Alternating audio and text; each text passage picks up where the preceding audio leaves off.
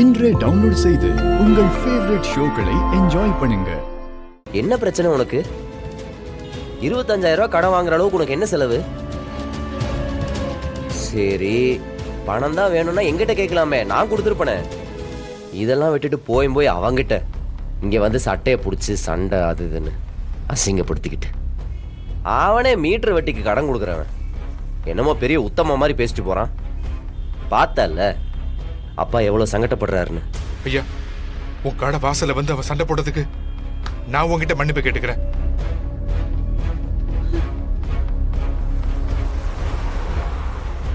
என்னால உங்க எல்லாருக்குமே அவமானம் தான். அதுக்காக எல்லாரும் காலில் வேணாலும் நான் விழுறேன். ஏய், நான் என்ன பேசிக்கிட்டு இருக்கேன், நீ என்ன பேசிக்கிட்டு இருக்க?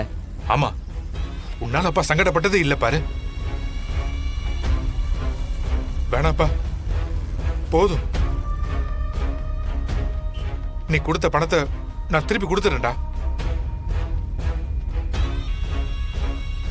ஆளை விடுங்க முதலாளி. ஏய், என்ன ஆளை விடு.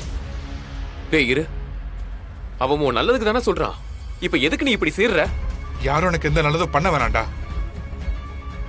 போதும், நீங்க பண்ண நல்லதெல்லாம் போதும். போதும் போதும். ராகவா, பாத்தியா எப்படி பேசிட்டு போறான்? பாத்தியா இப்ப நான் என்ன தப்பா பேசிட்டேன்னு இவனுக்கு இவ்வளவு கோவம் வருது?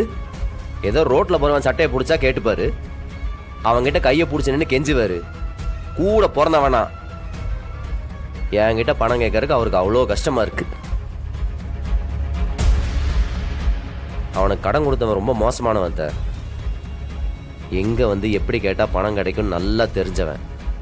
ஏரியால விவரம் தெரிஞ்சவன் எவனும் அவங்ககிட்ட வரவு செலவு வச்சுக்க மாட்டான். அவங்ககிட்ட போய் கேட்கறதுக்கு இருந்த விவரம் என்கிட்ட கேட்டு தொலைய வேண்டியதானே. நான் அவனை விட மோசமாவ போயிட்டேன்.